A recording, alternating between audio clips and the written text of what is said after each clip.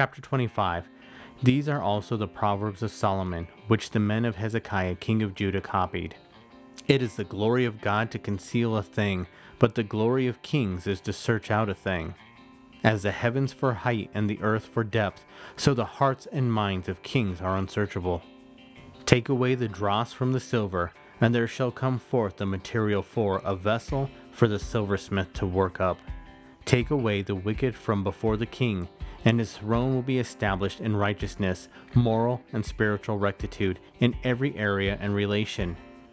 Be not forward, self-assertive, and boastfully ambitious in the presence of the king, and stand not in the place of great men.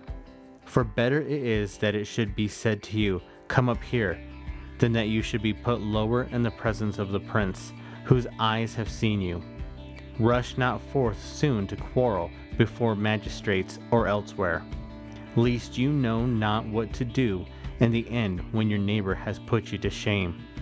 Argue your cause with your neighbor himself. Discover not and disclose not another's secrets, lest he who hears you revel and bring shame upon you, and your ill repute have no end. A word fitly spoken and in due season is like apples of gold in settings of silver.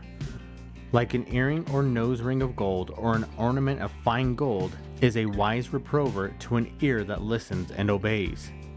Like the cold of snow brought from the mountains in the time of harvest, so is a faithful messenger to those who send him, for he refreshes the life of his masters. Whoever falsely boasts of gifts he does not give is like clouds and winds without rain.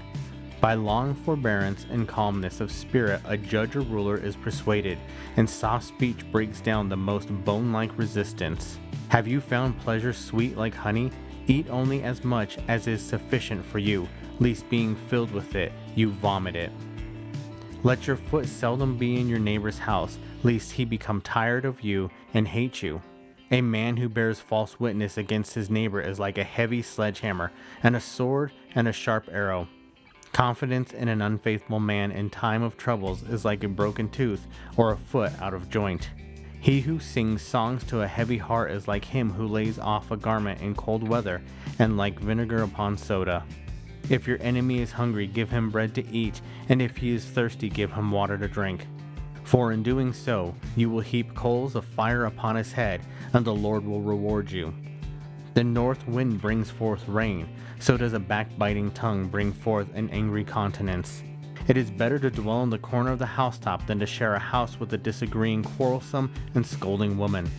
Like cold water to a thirsty soul, so is good news from a far home country. Like a muddied fountain and a polluted spring is a righteous man who yields, falls down, and compromises his integrity before the wicked. It is not good to eat much honey, so for men to seek glory, their own glory, causes suffering, and is not glory. He who has no rule over his own spirit is like a city that is broken down and without walls.